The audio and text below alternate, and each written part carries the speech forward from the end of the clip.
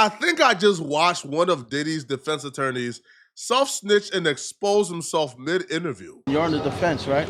Right. Up in the trial. Are you I'm working as PDM for one of the attorneys that's on P. Diddy's side. There's two type of black people in this world. One who run towards the white man with the camera and one who runs away from the white man with the camera. This man put his job that I would assume is paying him very well in jeopardy. And he's just an attention seeker because he didn't even ask for the YouTube account, the subscriber account, the follower account to make sure that him speaking and risking his job would be worth it. He just wanted any type of camera time he could get. Losing his job is the least of his worries from my perspective. After this interview, he should be more concerned with being investigated for some heinous crimes. up in the trial? Are you I'm working as PDM for one of the attorneys that's on P. Diddy's side. okay? All right, so So you're working with the defense attorneys. I just think that what y'all hear on the news and what you actually see in the trial is two different things. What am I missing? One of the things when it came to the young lady, what she was saying, but at the same time, she say that she has an appetite for some of those activities. Okay, but when you consent to that and you're a consenting adult, makes a whole different ball game for things. Are they detailing the freak-offs? But what freak-offs? That's what I'm saying. If you got consenting adults, let me give you an example. Hugh Hefner was what? Old. He owned the Playboy Bunny Mansion. yeah. And then when you went there, you went in this thing called the Cave, right? Did you ever go to the cave? Yes, I wouldn't be telling you. This man said, yeah, I wouldn't be telling you if I wasn't. So one of Diddy's defense attorneys or somebody who's working with the defense attorney is admitting that he was a part of Hugh Hefner sex dungeons. Now, watch him explain what was going on in those caves while he was there. So when you go in the cave, what happens in the cave, stay in the cave. But Hugh Hefner had what you call a bunny plane, right? So he went around the country. He vetted some of these girls, and no one said nothing when he was bringing these underage girls here. Were you there with the underage ones? I don't know. Excuse me? What do you... Hey, yo, bruh. This is like the most poetic thing ever.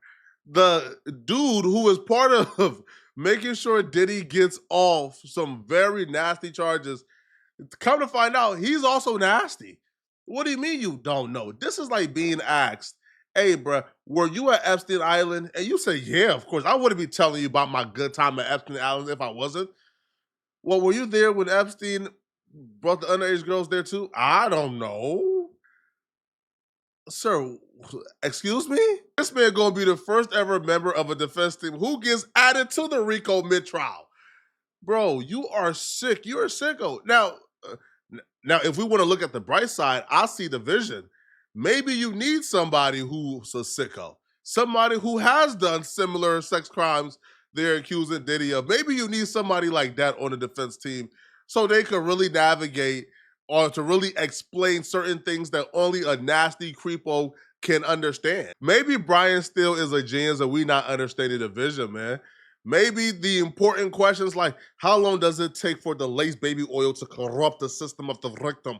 Maybe only a nasty creepo who has done these things multiple times, maybe only he can understand. Certain things they don't want to ask Diddy because they don't want to implicate him. Maybe they need Diddy Sr. to be involved in this. This is just nasty, man. But the stupidity doesn't stop here. This man then goes on to confess and admit that he was present, during some of the freak-offs, that he was there. And he claims it was all cordial and consensual.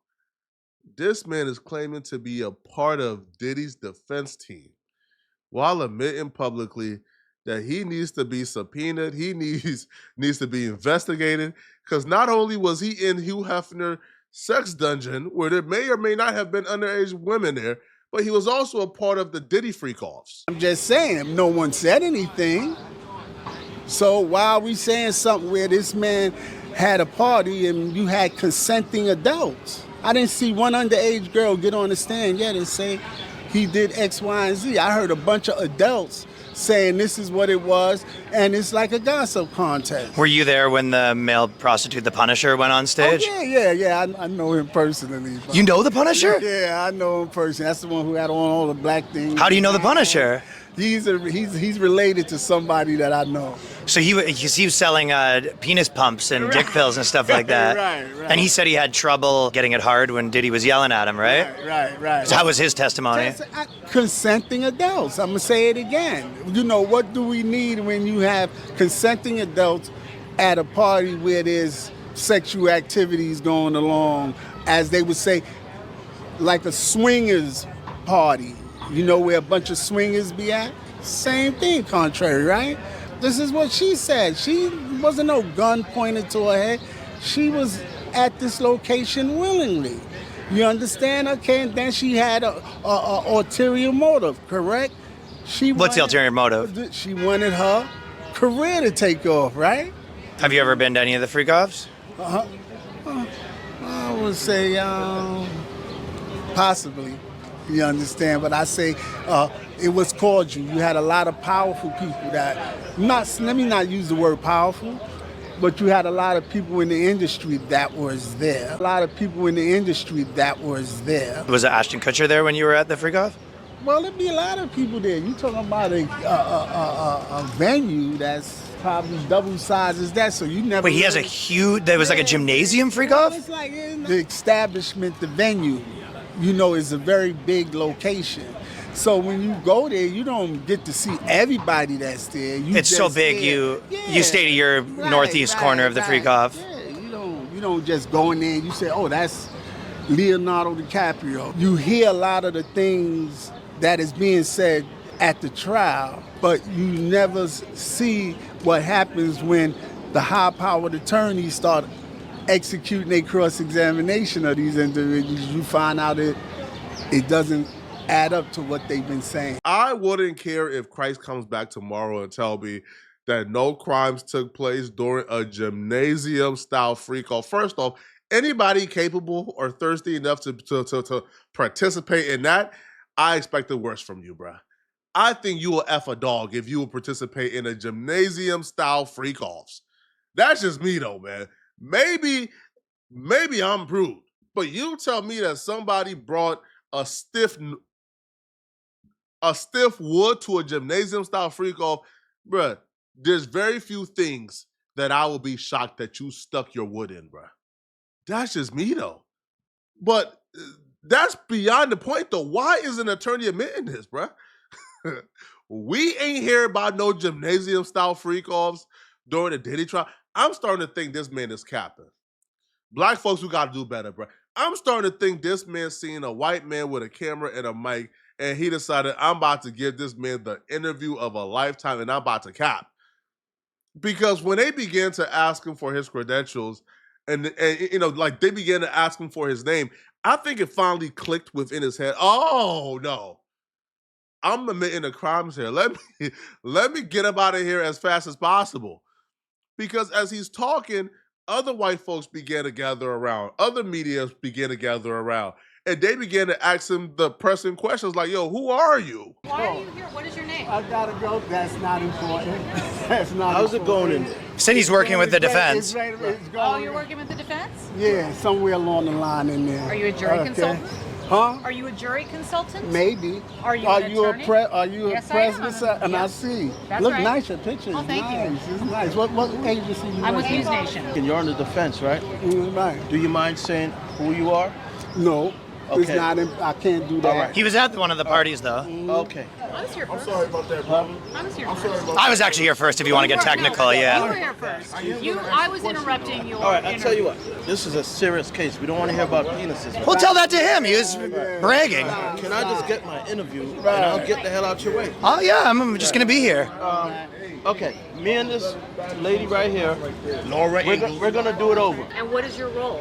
I'm with the defense. That's all you need to know. Let me ask you a question. When you hear defense attorneys, what comes to your mind? All right. Well, you're part of the team. All right, We'll then. move on. Okay. That comes to your mind. Okay. Mike, All chew right. him up when we done. so hostile? Trial is like what's his name? Forrest Gump said, life is a box of chocolates. when you go to a trial, you just never know what's gonna happen when it comes out. Did you ever see Tom Hanks at one of the parties? Did you see Tom Hanks? I can slide in. Okay, let me go. It's been a pleasure. Wait, hold on. And I think it's fair to say at this point, if that's what Diddy's law team looks. I will go out on a limb here and say, I pray that this is not Diddy's attorney, or he has nothing to do with Diddy's defense team, man. I hope him even saying that he works under one of Diddy's defense attorney is a lie. Because this is not a good sign, but this is bad, bro. And I agree with the dude. If this is one of Diddy's defense attorneys, or if he's part of the defense team in any capacity whatsoever, it's a very bad sign for Diddy. Now, the one thing that made his story a tad bit believable is he had access to an entrance and an exit that only, I guess, like the court, like personnel are allowed to go through. Like only members of the jury is allowed to go through, the judge, et cetera, et cetera. So the fact that he had access to that entry and exit means that he does something that granted him access. But why he would choose to lie about being a part of Diddy's team, I don't understand. But y'all let me know in the comment section, what do you guys think, all right? Do y'all believe he's really a part of Diddy's defense team, or is this man capping? And I don't know, is it a crime to lie about being an attorney? Y'all let me know, okay? And if you're still watching, click on this video here somewhere on my screen to find out about the satisfying downfall of B. Simone. I'm going to see you guys in this video somewhere on my screen. I'm out of here, folks. Peace.